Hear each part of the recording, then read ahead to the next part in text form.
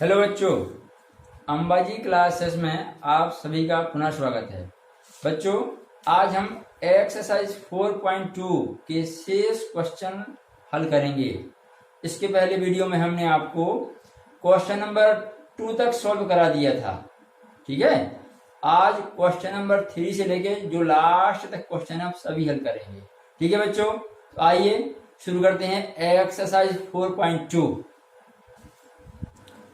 हाँ बच्चों, प्रश्नावली 4.2 का क्वेश्चन नंबर 3 देखिए। ऐसी दो संख्या ज्ञात कीजिए जिनका योग 27 और गुणनफल 182 है, ठीक है।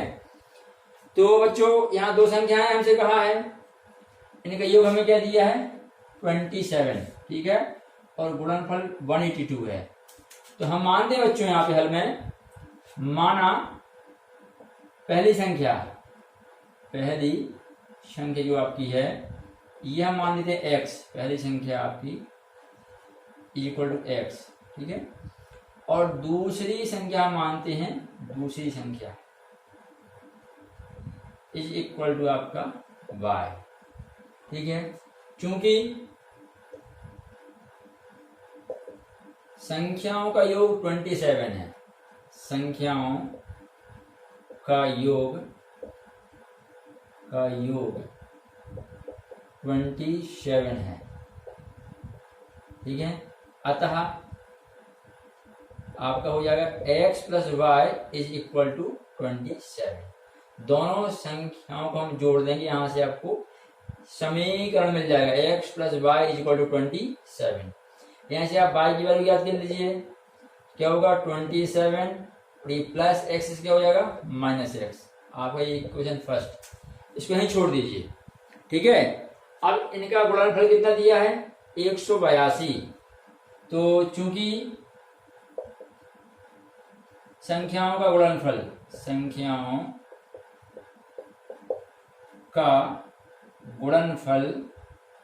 182 है, 182 है। अतः संख्या क्या आपकी x इंटू वाई, ठीक है, x into Y is equal to बच्चों में 182 दिया हुआ है, ठीक है। यहां से आप क्या करेंगे, y का जो मान है समीकरण 1 से यहां रख दीजिए, है ना। तो ये आपका वर्ग समीकरण में द्विघात समीकरण में परिवर्तित हो जाएगा। तो समीकरण 1 से y का मान रखने पर,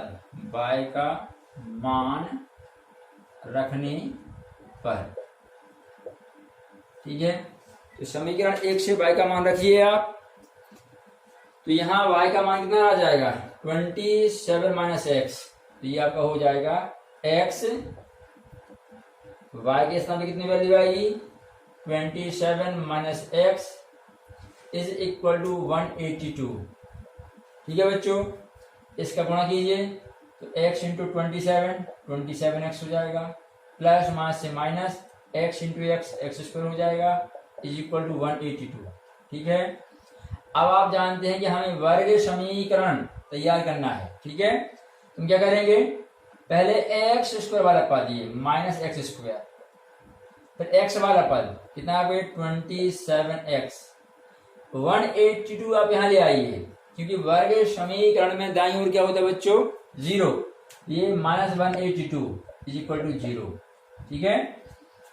अब यहाँ आप इस वाले पद को धन में लाने के लिए माइनस से गुणा कर दीजिए। तो ऋण से गुणा करने पर, माइनस से गुणा करने पर, ठीक है, क्या हो जाएगा आपको ये माइनस से प्लस, मानिए हो जाएगा एक्स स्क्वायर, ये प्लस से माइनस 27 हो जाएगा आपका ये, और ये माइनस से प्लस 182 इज इक्वल टू 0। इस प्रकार से आपको ये वर्ग समीकरण बन गया, ठीक है। अब बच्चों इसको हम हल करेंगे गुणनखंड विधि से, तो x के दो मान मिलेंगे हमको, ठीक है, जो हमारे हल होंगे। तो आगे देखिए हल करते हैं। हाँ बच्चों, अब इस क्वाड्रेटिक इक्वेशन को हल करने के लिए देखिए हम क्या लिखते हैं, आपके यहाँ x इसका गुणांक क्या है बच्चों 1 है, और यहाँ अचर पद क्या है 182, इनका गुणनफल क्या होगा 182 होगा, ठीक है। अब बीच में देखिए क्या दिया है, -27, ठीक है।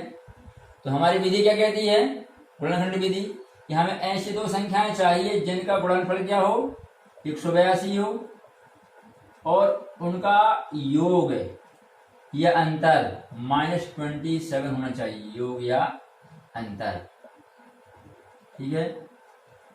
अब आपको अचानक याद नहीं आ रहा है, ठीक है, कि 182 के लिए ऐसी संख्या कौन सी होंगी, तो हमने आपको तरीका बताया था। आप 182 के गुणनखंड कीजिए, ठीक है। यहाँ 2 दिया है तो आप 2 से भाग करिए पहले, 2 नाम 18, 2 एकम 2, ठीक है। आगे बच्चों देखो इसमें किस संख्या से भाग जाएगा, ठीक है। तो यहाँ हम भाग देते हैं 7 से, 3 से नहीं जाएगा क्योंकि यहाँ पे क्या है आपका, ये 3 से नहीं जाएगा, 5 से भी नहीं जाएगा, सीधे हम 7 पे जाते हैं ना। तो 7 से जब हम भाग दें तो आपको याद होगा 13 7 91 होते हैं, और 7 का भाग यहाँ 13 बार जाएगा आपका, ठीक है। अब आगे भाग करने से कोई मतलब नहीं है, 13 स्वयं एक अभाज्य संख्या है, ठीक है। 182 के गुणनखंड क्या होगा बच्चों, ये हो जाएंगे आपके 2 × 7 × 13, ठीक है। तो यदि हम ये वाला जोड़ा लें तो ये वो 7 दूनी 14 है, और आपका ये 13 है। तो 14 और 13 का गुणा करने से कितना 182 आ रहा है, और 14 और 13 को यदि आप जोड़ें तो क्या मिलेगा, 27 मिल जाएगा, ठीक है। तो -27 कब आएगा, जब हम दोनों माइनस लें, किस प्रकार से, -14 ले लें और -13 ले लें, -14 -13, ये आपका -27 होगा, ये इनका योगफल हो गया, ठीक है। फिर आपका -14 × -13, ये आपका 14 × 13 कितना होगा, 182 हो जाएगा, और माइनस माइनस से प्लस हो जाएगा, ठीक है। इस प्रकार से हमें संख्या क्या आ रही है, -14x और -13, ठीक है। तो हम इस बीच वाले पद को तोड़ देंगे इस प्रकार से, x² -14x -13x और +182 = 0, ठीक है बच्चों। आगे आप जानते हैं क्या करते हैं, दो के समूह बनाते हैं, x² -14x का ग्रुप बन जाएगा एक आपका, माइनस यहाँ 13x दिया आपका, ये यहाँ हम ब्रैकेट ले रहे हैं बच्चों, तो माइनस के बाद ब्रैकेट लेते हैं तो ये चिन्ह बदल जाता है, तो ये -182 = आपका 0, ठीक है। यहाँ कॉमन लीजिए, यहाँ x कॉमन दिखाई दे रहा है, x² में से x रह जाएगा, माइनस यहाँ 14x में से x चला गया तो 14 बचेगा आपका। यहाँ देखिए 13 का भाग यहाँ जा रहा है, और 13 का 14 बार पहाड़ा पढ़ने से 182 आता है, यानी 13 का भाग दोनों जगह जाएगा। तो हम लिखेंगे माइनस, यहाँ 13 का मान निकाल दीजिए, आपका x -13 से कितनी बार भाग जाएगा आपका, 14 बार, ठीक है, = 0। कॉमन गुणनखंड क्या है आपका, x -14, ये कॉमन है, इसको निकाल दीजिए आप, तो शेष क्या रह जाएगा, x -13, x -13 आपका रह जाएगा, = 0, ठीक है। तो आगे बच्चों क्या होगा आपका, कि इन दोनों गुणनखंडों का गुणनफल क्या मिल रहा है, 0, ठीक है। तो हम जानते हैं ये इस स्थिति में या तो ये 0 होना चाहिए या फिर यह 0 होना चाहिए, ठीक है। तो हम लिखते हैं यहाँ पे, आगे लिख देते हैं, यहाँ क्या आएगा आपका, कि x -14 = 0 या x -13 = 0, ठीक है। यहाँ एक लाइन हम लिख देते हैं कि यह तभी संभव है, यह तभी संभव है जबकि, ठीक है, ये स्थिति तभी संभव है जब इनमें से कोई स्वयं एक शून्य हो गया ना, x -14 को 0 होना चाहिए या फिर x -13 को 0 होना चाहिए, ठीक है। यहाँ से x = 14 हो जाएगा आपका, और यहाँ से x = क्या आपका 13 हो जाएगा, ठीक है। अब बच्चों देखिए यहाँ पे, यदि पहली संख्या क्या माने हम 14 है, तो दूसरी संख्या क्या दी आपकी, 27 - x, ठीक है। क्या हो जाएगा आपका 27 में x केवल कितनी आई बच्चों, 14 आई है, तो हो जाएगा वो 13।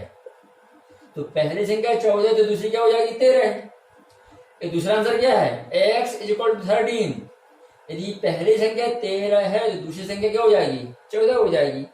तो हम लिख देते हैं सीधा अतः संख्याएं अतः अभीष्ट संख्याएं आपकी 14 व 13 है। ठीक है, ये पहली 14 तो दूसरी 13 आएगी, यदि पहली 13 है तो दूसरी 14 आएगी। ठीक है, इस प्रकार से आपको क्वेश्चन होगा। ठीक है बच्चों, आगे देखिए। हाँ बच्चों, क्वेश्चन नंबर 4 देखिए क्या है हमारे लिए। दो क्रमागत धनात्मक पूर्णांक ज्ञात कीजिए जिनके वर्गों का योग 365 है। ठीक है बच्चों, तो यहाँ पहला शब्द दिया है क्रमागत। क्रमागत अर्थात क्रम से आने वाले। ठीक है, जैसे हम कहें कि पहले के बाद दूसरा ही आएगा, दूसरे के बाद तीसरा आएगा, तीसरे के बाद चौथा आएगा। इसमें आप बीच में क्रम को बदल नहीं सकते। ठीक है, ये तो क्रमागत शब्द का मतलब हुआ। अब धनात्मक पूर्णांक, तो बच्चों पूर्णांक संख्या क्या होती हैं, जितनी भी धन वाली संख्या हम जानते हैं आपके ये सभी ले लें हम धन की तरफ, फिर ऋण वाली संख्याएं ले लें हम ये, और 0, ये सभी आपके पूर्णांक, समस्त धनात्मक ऋणात्मक और 0 सहज संख्या जो होती हैं ये आपके पूर्णांक है। क्वेश्चन बोल रहा है धनात्मक पूर्णांक, तो यहां से अलग कर दीजिए आप, ये आपके धनात्मक पूर्णांक हो जाएंगे। ठीक है, अब क्रमागत, तो जरा देखिए 1 के बाद क्या आएगा 2, कैसे मिलेगा बच्चों हमें +1। ठीक है, 2 के बाद क्या आएगा 3 +1, 3 के बाद क्या आएगा 4, तो यहीं +1 करेंगे। यदि हम किसी भी संख्या में 1 जोड़ दें तो उसके बाद वाली संख्या हमें मिल जाती है। ठीक है, तो 1 का क्रमागत 1 धन 1 बराबर 2, 2 का क्रमागत 2 धन 1 बराबर 3, 3 का क्रमागत 3 धन 1 बराबर 4। इसी क्रम में यदि हम कोई संख्या माने x, कोई संख्या हम क्या माने x, तो हम यदि संख्या x मानते हैं तो उसका क्रमागत कैसे आएगा, उसमें 1 जोड़ने से आएगा। ठीक है, जब इस प्रकार से धनात्मक पूर्णांक कहा है तो हम क्या क्या मानेंगे, एक पूर्णांक का x हो जाएगा और इसका क्रमागत पूर्णांक क्या हो जाएगा x + 1। ठीक है बच्चों, तो हम लेके चलते हैं इसी बात को। यहाँ पर माना हमने 2 धनात्मक क्रमागत पूर्णांक x व x + 1 है। ठीक है, माना 2 क्रमागत धनात्मक पूर्णांक x व x + 1 हैं। ठीक है बच्चों, आगे क्या कहा है, इनके वर्गों का योग 365 है। तो प्रश्न अनुसार आपका क्या ये आपका पहला पूर्णांक और आपका ये दूसरा पूर्णांक x + 1। ठीक है, इनके वर्गों का योग वर्ग कर दीजिए आप, ये इसका वर्ग हो जाएगा, ये इसका स्क्वायर हो जाएगा। ठीक है, इसका वर्ग हो जाएगा, फिर योग तो ये जोड़ दीजिए आप, कितना मिलेगा 365 मिलेगा हमको, ये क्वेश्चन में कहा है। ठीक है, तो आगे बच्चों क्या है, यहां देखिए क्या होगा आपका a + b होल स्क्वायर। सूत्र जानते हैं आप लोग, a + b whole square is equal to क्या होता है a² + b² + 2ab। हमारे यहाँ क्या दिया है हमको x + 1 होल स्क्वायर, क्या हो जाएगा आपका, ये a के स्थान पे x रखना है और b के स्थान पे 1 रखना है, वह x² + 1² + 2 इंटू a के स्थान पे x इंटू b के स्थान पे 1। ठीक है, इसका विस्तार इस प्रकार से होगा बच्चों, ये जो रहेगा आपका हो जाएगा x², बाकी लिख दीजिए आप कितना आ रहा है x² + 1² + 2 into x into 1 is equal to 365। ठीक है बच्चों, ये देखो प्लस हो जाएगा x² क्या होगा आपका 2x² + 1² माने 1 होगा, 2 इंटू एक्स, 2x इंटू 1, तो ये 2x आ जाएगा आपका। 365 यहाँ ले आइए, -365 हो जाएगा, प्लस से माइनस हो जाएगा। ठीक है, इसको आप क्रम से लिखिए, पहले 2 घात, फिर 1 घात, फिर अचर पद है ना, तो 2x स्क्वायर, फिर प्लस का 2x, -365 है, प्लस 1 है, इसमें से घट जाएगा तो -364 बचेगा, इज इक्वल टू 0। ठीक है, देखिए यहाँ 2 है, यहाँ 2 है, यहाँ इकाई में सम अंक है, 2 से भाग जा रहा है। अब 2 से भाग करिए, 2 से भाग करने पर, 2 से भाग करने पे सवाल और हल्का हो जाएगा। तो यहाँ 2 से भाग एक बार जाएगा तो केवल x स्क्वायर बचेगा आपका, यहाँ भी आप ये हट जाएगा, केवल x बचेगा। यहाँ 2 से भाग करिए, 2 एकम 2 बचा 1, 2 अट्ठे 16, 2 दूनी 4, इज इक्वल टू 0। ठीक है बच्चों, इस प्रकार से आप ये -182 आ गया। ठीक है, अब बच्चों अभी हमने यह क्वेश्चन सॉल्व किया था। ठीक है, क्या होगा देखिए जरा, 1 इंटू ये x, इसके गुणांक यहाँ 1 है, और अचर पद क्या है आपका -182। ये इनका गुणनफल कितना हो जाएगा, -182। बीच में क्या दिया बच्चों, यहाँ पे यहाँ 1 दिया है। ठीक है, दिया +1 दिया है। दो संख्याएं जिनका गुणनफल क्या हो -182, और इनका योग या अंतर हमें मिलना चाहिए +1। तो अभी आपने क्वेश्चन किया था 182, किसमें आया था, 14 गुणा 13, 182 होता है। गुणनफल माइनस में तभी आएगा जब इनमें से किसी एक में माइनस लगाया जाए। ठीक है, और धन का 1 कब आएगा, जब 14 धन में रखा जाए, 13 छोटी संख्या माइनस लगाया जाए, है ना। तो हम क्या कर देंगे, यहाँ 13 में भी माइनस लगाए, तो 14 गुणा 13 182, और आपका ये प्लस माइनस से क्या बनेगा माइनस, तो गुणनफल 182 हो जाएगा माइनस का, और 14 में से आप 13 घटाइए, धन का 1 मिल जाएगा। ठीक है, इस प्रकार से हमारी दोनों बातें पूरी हो जाएंगी। जो बीच वाला पद आपका x है, इस x को हम 2 पदों में तोड़ देंगे। कैसे तोड़ेंगे, 14x - 13x। ठीक है, तो लिखिए आगे आप x स्क्वायर प्लस यहाँ 14x - 13x और माइनस का 182 इज इक्वल टू 0। ठीक है, इस x के बदले में आपका ये आ गया, बाकी सेम। ठीक है बच्चों, आगे क्या है, 2 के ग्रुप बनाइए, हो जाएगा x स्क्वायर प्लस यहाँ आपका 14x माइनस, यहाँ आप ब्रैकेट ले रहे हैं तो क्या होगा, ये 13x - 182, माइनस नहीं ये प्लस हो जाएगा। माइनस के बाद जब हम ब्रैकेट ले तो चिन्ह बदल जाता है, ये प्लस हो जाएगा, इज इक्वल टू आपका 0। ठीक है बच्चों, आगे देखिए, आगे हम क्या करेंगे, हाँ बच्चों आगे कॉमन निकालना है। तो यहाँ हल करके देखिए, ये स्टेप हम फिर से वहां लिख ले रहे हैं। क्या दिया है, x स्क्वायर प्लस 14x ऐसा दिया आपका, और दिया -13x plus 182 is equal to 0। ठीक है, यहाँ x कॉमन है, x कॉमन लीजिए, x स्क्वायर में से x रह जाएगा, प्लस यहाँ क्या आपको 14 रह जाएगा, x चला गया बाहर। यहाँ देखिए, अब याद है 13 का पहाड़ा 14 बार पढ़ने से 182 आता है। ठीक है, 13 दोनों जगह छिपा हुआ है ना, तो 13 कॉमन निकाल लेते हैं, 13 आपका कॉमन हो जाएगा, यहाँ बचेगा x, 13 से यहाँ भाग दीजिए, यहाँ पे यहाँ 14 बार भाग जाएगा, इक्वल टू 0। ठीक है, ये कॉमन गुणनखंड आपका x प्लस 14, ये गुणनखंड हो जाएगा आपका, दूसरा क्या होगा x - 13 इज इक्वल टू 0। ठीक है, आगे जानते हैं आप, यह तभी संभव है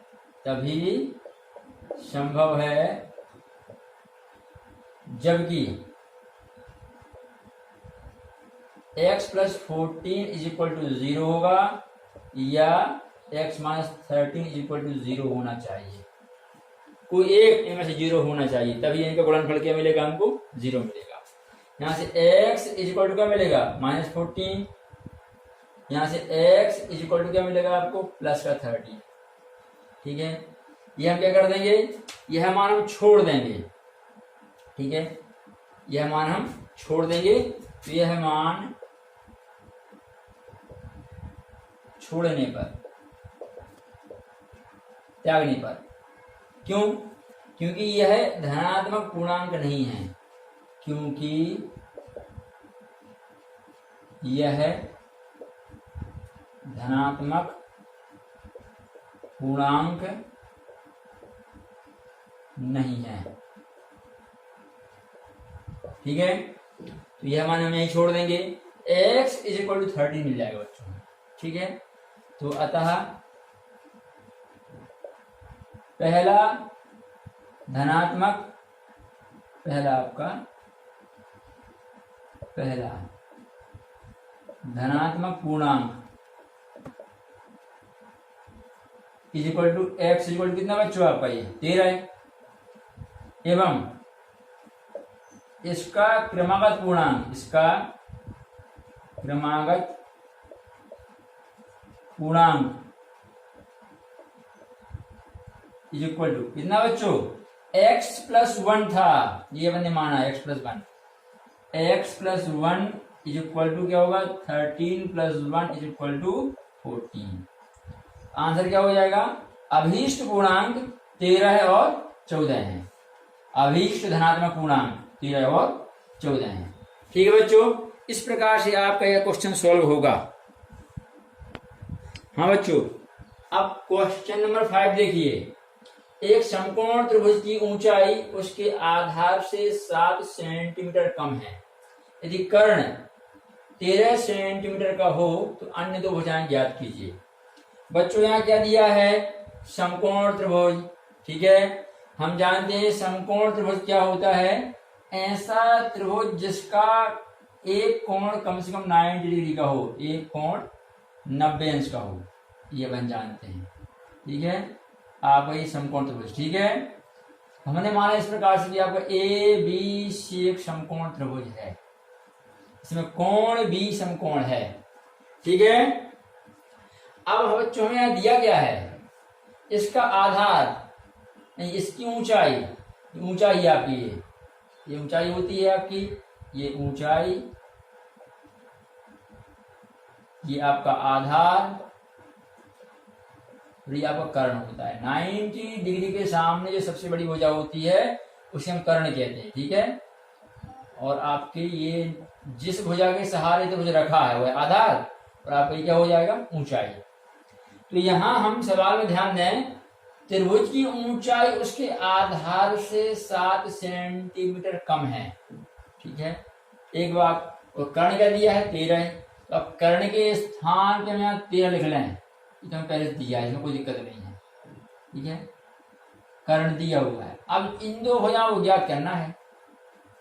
तो यहाँ बात क्या आती है कि हम किसको x माने, तो यहाँ ध्यान दीजिए, त्रिभुज की ऊंचाई उसके आधार से 7 कम है। ठीक है, ऊंचाई के बारे में सवाल में हमें एक क्लू दिया हुआ है कि ऊंचाई आधार से 7 कम। आधार के बारे में कोई इंफॉर्मेशन सवाल में नहीं है कि आधार कैसा है। ठीक है, तो जिसके बारे में कोई जानकारी सवाल में ना हो उसको ही हम x मानते हैं। तो हम मानते हैं कि आपका आधार क्या, आपका x, आधार x मानेंगे, तो आधार से 7 कम क्या है, ऊंचाई, तो आपका आधार x, 7 कम माने -7, तो आपकी ऊंचाई हो जाएगी। ठीक है, तो आपका x सेंटीमीटर आपका ये हो जाएगा आपका x - 7 सेंटीमीटर, और ये हमें 13 सेंटीमीटर दिया हुआ है। ठीक है, तो हम लिखते हैं कि माना क्या माना हमने कि त्रिभुज का आधार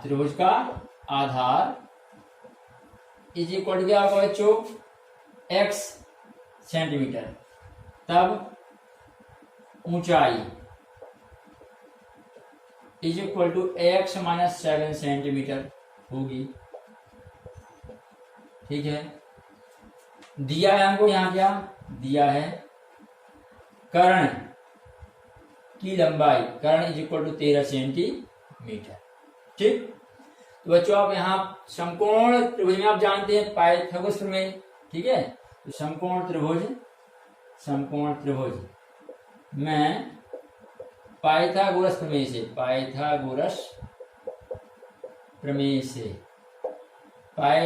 क्या कहती है बच्चों? ये होती है कि कर्ण जो भी हो जाओ, कर्ण स्क्वायर इज इक्वल टू क्या आपका लंब माने ऊंचाई है ना, लंब या ऊंचाई, तो हम लंब स्क्वायर प्लस क्या आपका आधार स्क्वायर कर्ण स्क्वायर जो होता है लंब स्क्वायर और आधार स्क्वायर के योग के बराबर होता है। लंबी माने लंब ही ऊंचाई होता है आपका। ठीक है, तो मान रखिए कर्ण क्या बच्चों आप यहाँ पर 13 है, तो 13 स्क्वायर इज इक्वल टू लंब क्या दिया है या ऊंचाई क्या दी हमको ये x माइनस 7 इसका स्क्वायर प्लस आधार क्या है बच्चों, आधार आपका x स्क्वायर, ये 13 का वर्ग 169 हो जाएगा। 169 इज इक्वल टू यहाँ आपका a minus B whole square. ठीक है, a minus B whole square क्या होता है बच्चों, a square plus B square minus 2ab।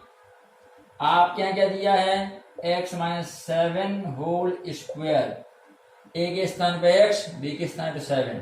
ठीक है, तो ये माने x स्क्वायर, b माने 7 स्क्वायर प्लस 2, a के स्थान पे क्या बच्चों x और b के स्थान पे क्या आपका 7। ठीक है, यहाँ आप गुणा मानते हैं, कोई निशान नहीं, गुणा मानते हैं। ठीक है, यहाँ क्या हो जाएगा आपका x स्क्वायर प्लस 7 स्क्वायर और माइनस 2 इंटू एक्स इंटू 7, इस पद का विस्तार। ठीक है, और प्लस यहाँ क्या दिया है X square. 169 is equal to यहाँ एक्स स्क्वायर और एक्स स्क्वायर जुड़ जाएंगे बच्चों, 2x स्क्वायर हो जाएगा। 7 का वर्ग 49, 7 गुणा 7 माइनस 7 गुणा 2 गुणा 7 14 हो जाएगा इंटू एक्स, 2 का 14x आपका।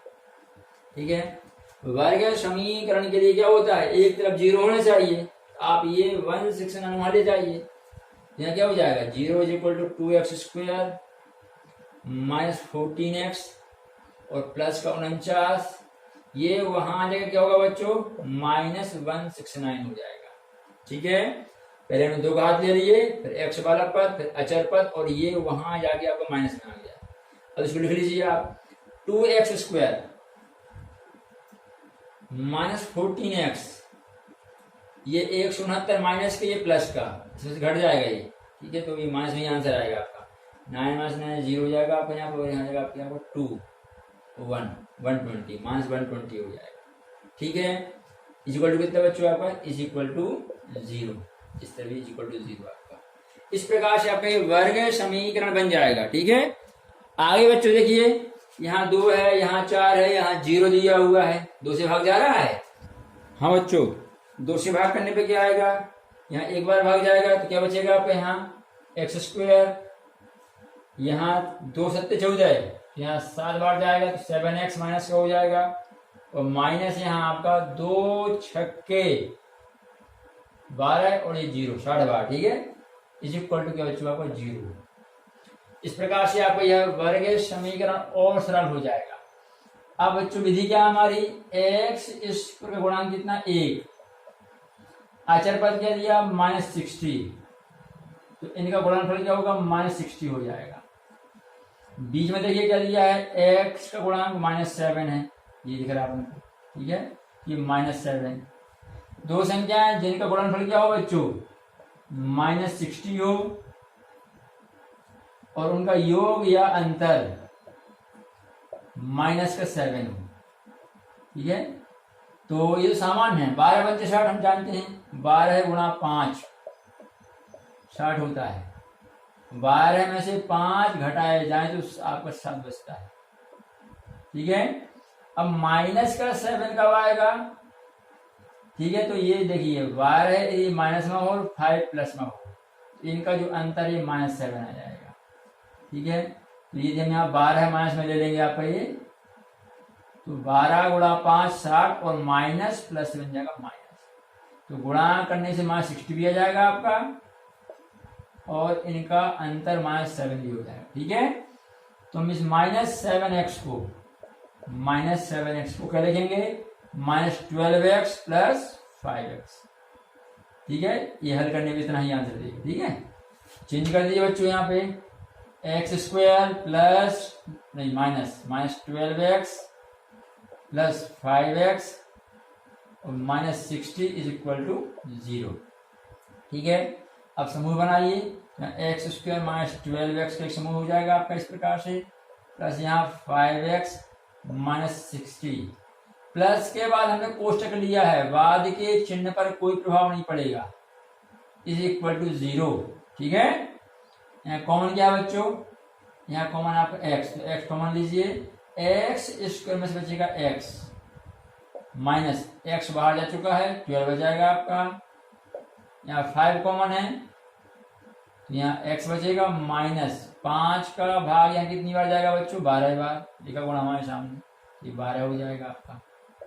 कॉमन भाग लेके निकाल दे, ठीक है, घटा के नहीं, आपका ये x -12 कॉमन गुणनखंड है आपका, x -12 आप आगे ले आइए, बाहर निकल जाए, बचेगा x plus 5 is equal to 0।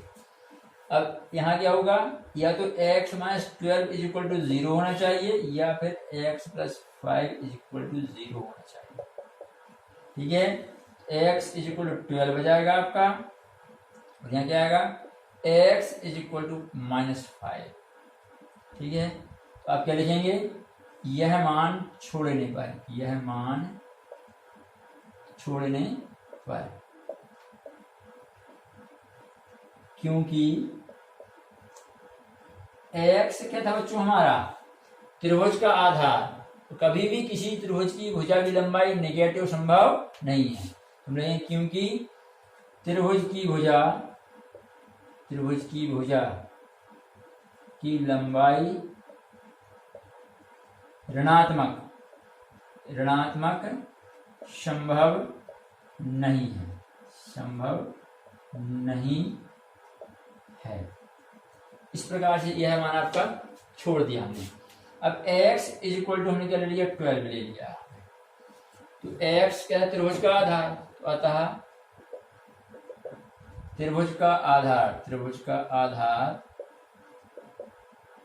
Is equal to 12 सेंटीमीटर, एवं ऊंचाई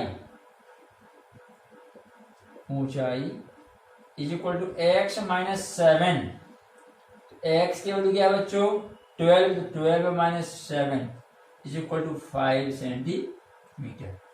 आपकी शेष दो भुजाएं क्या हो जाएंगी, आधार 12 सेंटीमीटर और ऊंचाई 5 सेंटीमीटर। ठीक है बच्चों, इस प्रकार से आपके क्वेश्चन नंबर 5 का ये सॉल्यूशन होगा। ठीक है, आगे देखिए,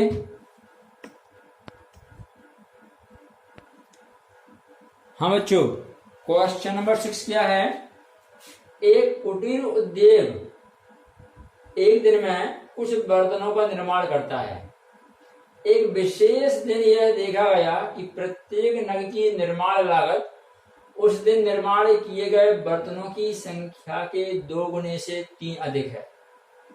ठीक है, यदि उस दिन की कुल निर्माण लागत 90 रुपए थी, तो निर्मित बर्तनों की संख्या और प्रत्येक नग की निर्माण लागत या प्रत्येक नग की लागत ज्ञात कीजिए।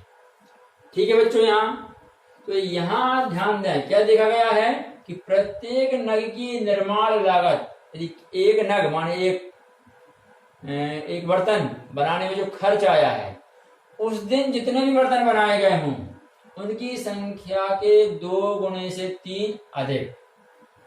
ठीक है, तो बच्चों यहाँ हमें देखिए एक नग की निर्माण लागत के बारे में जानकारी दी है कि एक नग की निर्माण लागत जो है, जो भी बर्तनों की संख्या हो उस दिन, बर्तनों की संख्या के 2 गुने से 3 अधिक। ठीक है, तो हमने आपको पहले भी समझाया है कि जिस के बारे में हमें क्वेश्चन में इशारा दिया रहता है या सुराग दिया रहता है, क्लू दिया रहता है, ठीक है, उसे हम एक्शन नहीं मानते। ये प्रत्येक नग की निर्माण लागत के बारे में जानकारी है हमें, क्या कि जो भी बर्तनों की संख्या होगी उसका दोगुने से 3 अधिक, ठीक है। लेकिन बर्तनों की संख्या क्या है इसके बारे में कोई जानकारी हमें नहीं दिख रही है क्वेश्चन में, ठीक है। क्योंकि यहाँ बात है एक्स मानने की कि एक्स किसको माना जाए। एक हमारे पास क्या था, बर्तनों की संख्या को हम एक्स मान सकते हैं, और दूसरा क्या है, प्रत्येक नग जो है इसकी लागत को एक्स मान सकते हैं, किसी एक को, ठीक है।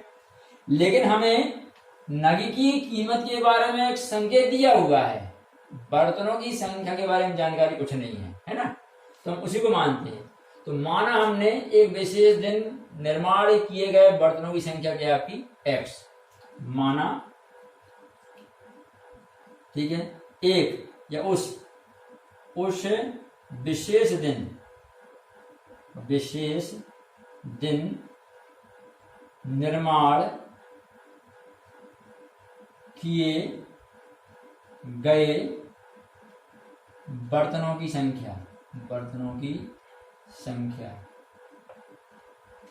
बर्तनों की संख्या इज इक्वल टू एक्स, ठीक है। तब प्रश्नानुसार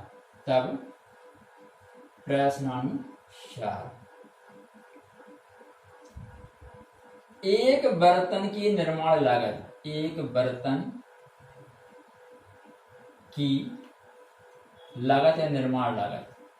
इक्वल टू, क्या कहा प्रश्न में, जो भी संख्या हो उसके 2 गुने से 3 अधिक।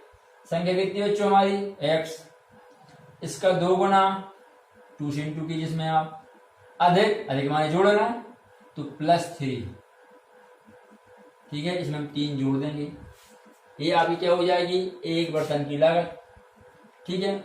चूंकि अब यहाँ कुल निर्माण लागत कितनी है 90 रुपए की, उस दिन कुल 90 रुपए खर्च हुआ है खिलौने बर्तन बनाने में, ठीक है। लिखते हैं चूंकि कुल, या हम लिख सकते हैं क्या, अब क्या लिखें हम, बर्तनों की संख्या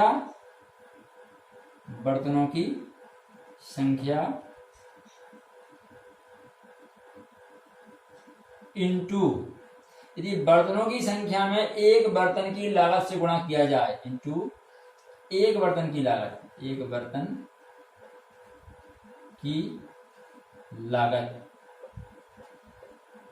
है। एक बर्तन की लागत में हम बर्तनों की संख्या से गुणा करेंगे तो हमें कुल कितना खर्च लग रहा है उस दिन ये मालूम हो जाएगा। अर्थात क्या मालूम होगा, कुल निर्माण लागत ये आपका यह हमें मिल सकता है, ठीक है। तो बर्तनों की संख्या कितनी बच्चों यहाँ पर, ये आपकी x, ठीक है। बर्तनों की संख्या आपकी है x, और एक बर्तन की लागत कितनी है 2x + 3, ठीक, इज इक्वल टू कुल निर्माण लागत, ये कितनी बच्चों देखिए, कुल निर्माण लागत 90 रुपए, तो इज इक्वल टू 90 आपका। इसको मल्टीप्लाई कीजिए, 2x इंटू एक्स क्या होगा 2x² plus x into 3x हो जाएगा। वर्ग समीकरण में दाईं ओर 0 होता है तो 90 आप यहाँ ले आइए, -90 इज इक्वल टू आपका 0, ये आपका वर्ग समीकरण बन जाएगा, ठीक है। अब इसको बच्चों हल करते हैं, तो हल करने के लिए देखें आप जो हमारी विधि है ना, x इस पे का गुणांक क्या बच्चों यहाँ पे 2, और अचर पद क्या है आपका -90, ये 2 और ये -90, मल्टीप्लाई कीजिए 2 इंटू -90, ये होगा -180। अब x का गुणांक क्या दिया बच्चों +3 दिया है ऐसा, ठीक है। तो हमें 2 संख्याएं चाहिए जिनका गुणनफल कितना मिले -180 आ जाए, उनका योग या अंतर प्लस का 3 होना चाहिए। ऐसी 2 संख्याओं पे विचार करना है, ठीक है बच्चों। तो ऐसी 2 संख्याएं क्या हो सकती हैं बच्चों, ठीक है। या देखिए आप,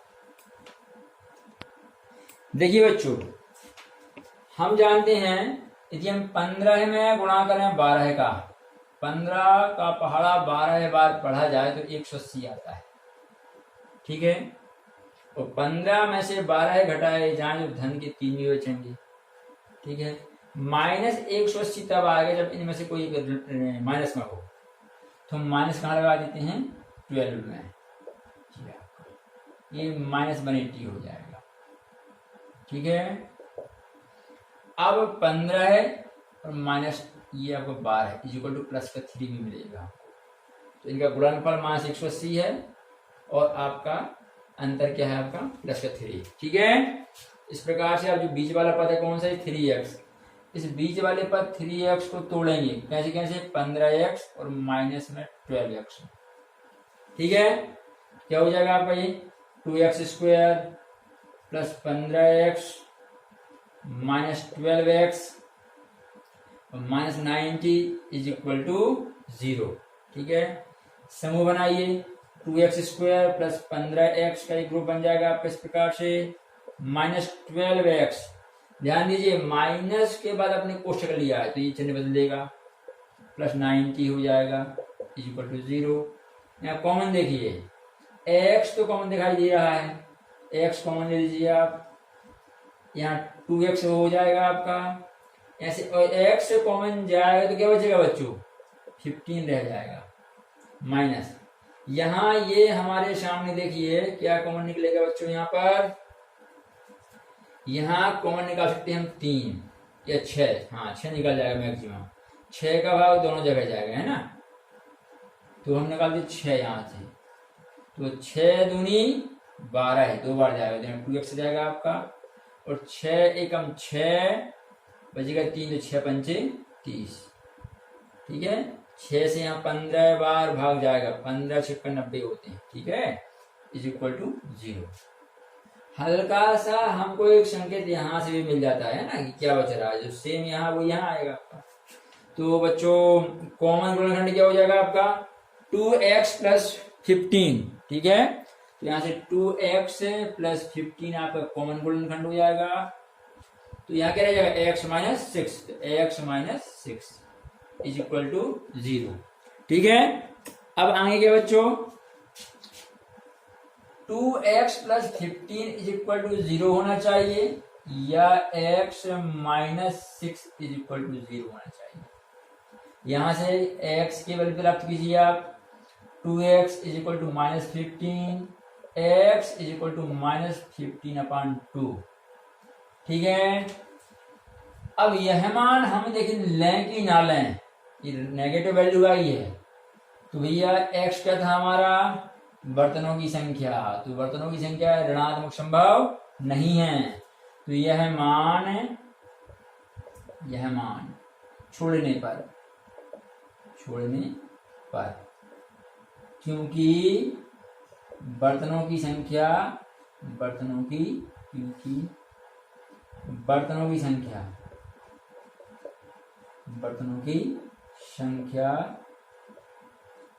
नेगेटिव संभव नहीं है।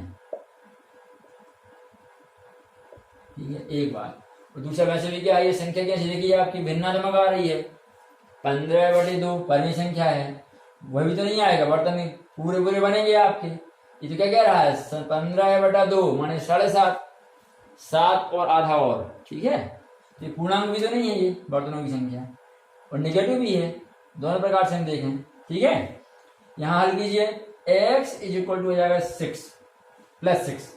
ठीक है, तो बर्तनों की संख्या क्या है, उस दिन निर्माण किए गए बर्तनों की संख्या 6, तो अतः बर्तनों की अभीष्ट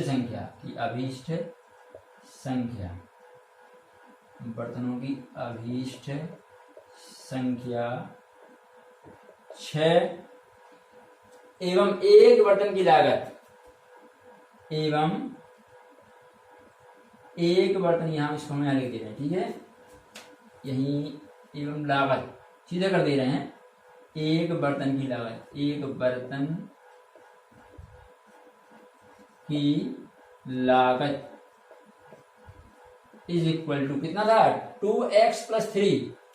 ठीक है बच्चों, आप यहां लिख लीजिए, आप यहां लिख लेना इज इक्वल टू, इक्वल के बाद 2x+3, तो 2 इंटू एक्स की वैल्यू क्या है बच्चों 6, तो 2 इंटू 6+3, तो ये होगा आपका 12+3 माने 15। उस दिन कितने बर्तन बनाए गए बच्चों 15। ठीक है, और एक बर्तनों की संख्या कितनी, एक बर्तन कितने का था बच्चों 15 रुपए एक बर्तन की लागत आई है, और 6 बर्तन बनाए गए, तो 15 छिक्का 90, इस कुल लागत कितनी आई है 90 रुपए।